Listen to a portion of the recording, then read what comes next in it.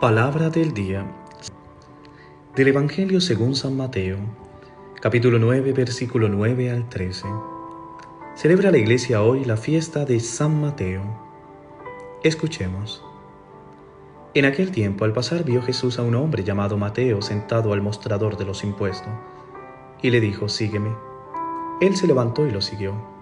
Y estando en la mesa, sentado en la mesa, muchos publicanos y pecadores que habían acudido se sentaban con Jesús y sus discípulos.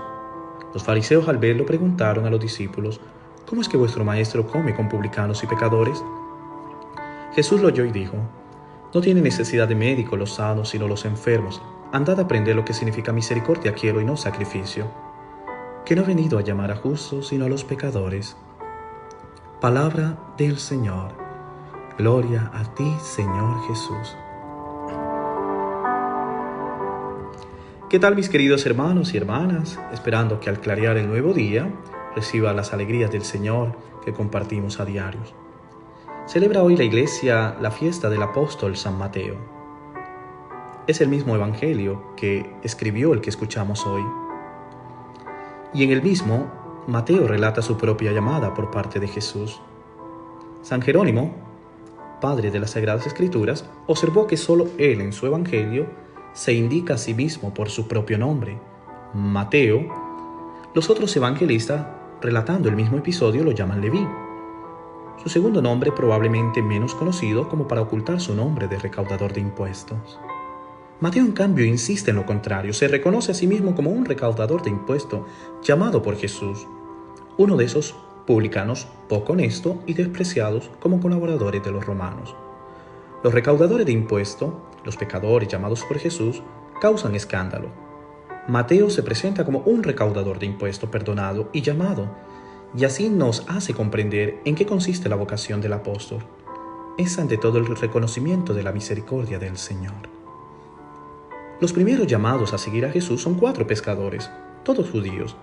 Ahora Jesús llama a un recaudador de impuestos, considerado un pecador y tratado como un ser impuro por las comunidades más observadoras de los fariseos. En los otros evangelios, este recaudador de impuestos se llama Leví. Aquí su nombre es Mateo, que significa don de Dios o dado por Dios. Las comunidades, en lugar de excluir al recaudador de impuestos y considerarlo impuro, deben considerarlo un don de Dios para la comunidad, ya que su presencia hace que la comunidad se convierta en signo de salvación para todos. Como los 4 primeros llamados, así también el recaudador de impuestos, Mateo, deja todo lo que tiene y sigue a Jesús. Seguir a Jesús implica la obligación de romper con muchos preconceptos, con muchas cosas. Mateo deja su oficina, su fuente de ingreso, y sin mediar palabra, sigue a Jesús. Traigo a colación el Sermón de la Montaña, escrito también por este evangelista, donde enseña la acogida que Jesús da a todos, sin excluir a ninguno. Jesús nos da práctica de esta acogida. Acoge a los leprosos, extranjeros, mujeres, enfermos, los poseídos, paralíticos, publicanos, los impuros, entre otros. Mostrando que Jesús rompe las normas y costumbres de excluir a las personas. No está tan apegado a las leyes de pureza como los fariseos. Y dice claramente cuáles son las necesidades de quienes quieren seguirlo. Deben tener el valor de abandonar muchas cosas. Así, en las actitudes y prácticas de Jesús vemos en qué consiste el reino, en la perfecta observancia de la ley de Dios.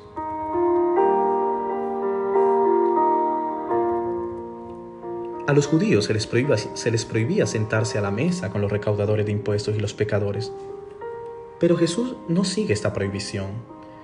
De hecho, se hace amigo de ellos. Los fariseos, al ver la actitud de Jesús, preguntan a los discípulos: ¿por qué tu maestro come junto con los recaudadores de impuestos y los pecadores? Esta pregunta puede ser interpretada como una expresión de crítica hacia Jesús. Porque durante muchos años, estas personas habían observado tanto las leyes de pureza que terminaron hasta creando más de 600 normas de pureza, lo cual terminaba no acercándose a la gente, sino alejando a la gente. Jesús escucha la pregunta de los fariseos a los discípulos y responde con dos aclaraciones. El primero es tomado del sentido común. No son los sanos los que necesitan un médico, sino los enfermos. El otro está tomado de la Biblia. Aprendan, por tanto, lo que significa quiero misericordia, no sacrificio.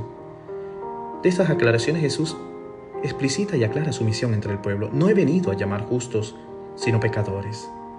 Jesús niega las críticas de los fariseos, no acepta sus argumentos, ya que nacieron de una idea falsa de la ley de Dios.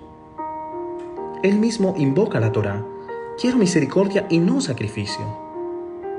Para Jesús, la misericordia es más importante que la pureza legal. Se refiere a la tradición profética para decir que la misericordia vale para Dios mucho más que todos los sacrificios. Recordemos, Dios tiene entrañas de misericordia, que se conmueve ante la falta de su pueblo y de sus hijos. Misericordia quiero y no sacrificio. 5 palabras contra las que se estrellan muchas de nuestras miradas, juicios y exigencias. Pienso que a la vez estas 5 palabras nos abren caminos para otras miradas, preguntas e intervenciones.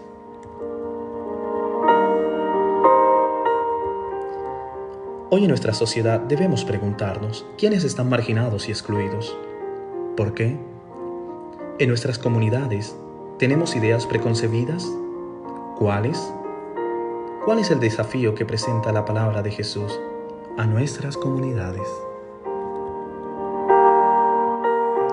Mis hermanos y hermanas, que en este día en que celebramos la fiesta de San Mateo, en el que sintió el llamado de Jesús, a pesar de su pecado, y lo sigue, se sintió perdonado por la misericordia de Dios y aceptado por Jesús. También nosotros no nos apartemos del Señor, sino que sintamos la necesidad de escuchar su llamado y de seguirle, y nos convirtamos en un don de Dios. Amén. Que Dios te bendiga en el nombre del Padre, del Hijo y del Espíritu Santo, y que hoy tu día esté cargado de felicidad. Chao.